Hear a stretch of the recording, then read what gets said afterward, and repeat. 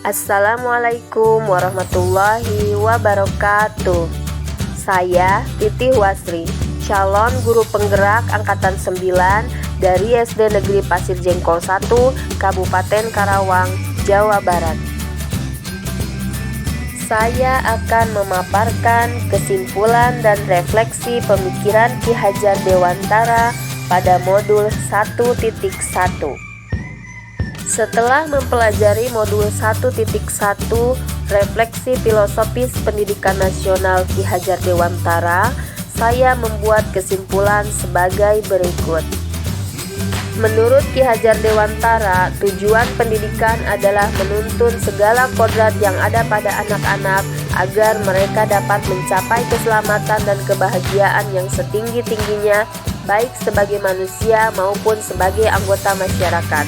Oleh karena itu, pendidik hanya dapat menuntun tumbuh atau hidupnya kekuatan kodrat yang ada pada anak-anak agar dapat memperbaiki lakunya, bukan dasarnya, hidup atau tumbuhnya kekuatan kodrat pada anak. Ki Hajar Dewantara mengibaratkan pendidik sebagai seorang petani, sedangkan anak sebagai benih padi. Jika benih padi ditanam di tanah yang subur dan mendapat perawatan serta perhatian yang baik dari petani, maka benih itu akan tumbuh dengan sempurna, walaupun benih tersebut bukan dari kualitas baik. Namun, jika benih padi yang ditanam tidak mendapat perawatan dan perhatian, serta tangan dingin petani, maka benih tersebut tidak akan tumbuh dengan optimal, meskipun dari benih yang berkualitas. Ki Hajar Dewantara juga menjelaskan bahwa dasar pendidikan anak berhubungan dengan kodrat alam dan kodrat zaman.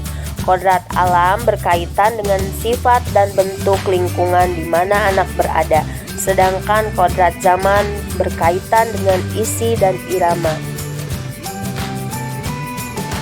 Menurut Ki Hajar Dewantara, budi pekerti merupakan keselarasan atau keseimbangan hidup antara cipta, rasa, karsa, dan karya. Keselarasan hidup anak dilatih melalui pemahaman kesadaran diri yang baik tentang kekuatan dirinya, kemudian dilatih mengelola diri agar mampu memiliki kesadaran sosial bahwa dia tidak hidup sendiri dalam relasi sosialnya, sehingga ketika membuat sebuah keputusan yang bertanggung jawab dalam kemerdekaan dirinya dan kemerdekaan orang lain. Budi pekerti melatih anak untuk memiliki kesadaran diri yang utuh untuk menjadi dirinya dan kemerdekaan orang lain.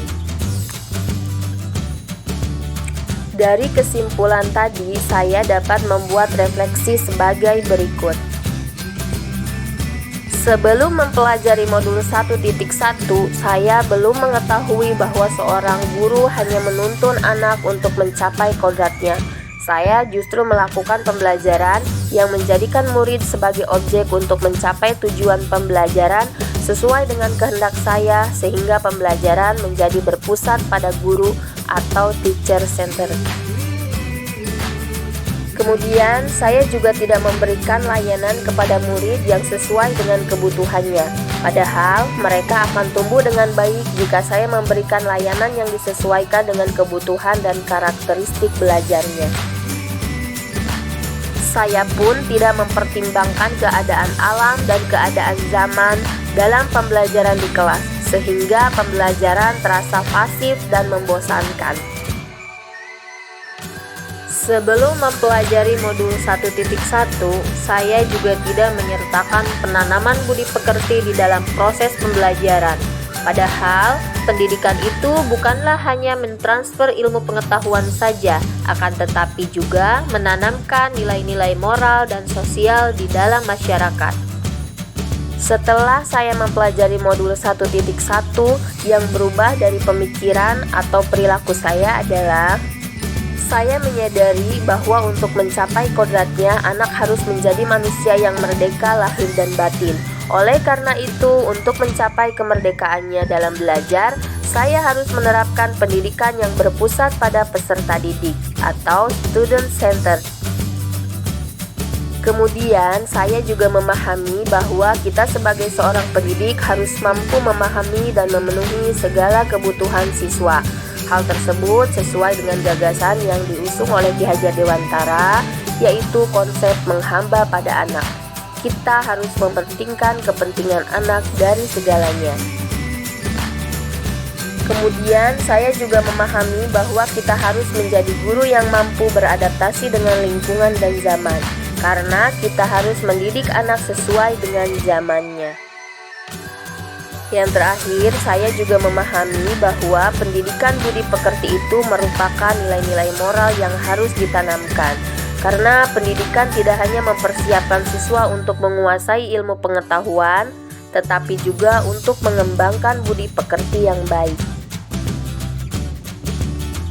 Yang dapat saya terapkan di dalam kelas adalah merancang aktivitas-aktivitas belajar yang berpusat pada peserta didik yang sesuai dengan kebutuhan belajarnya.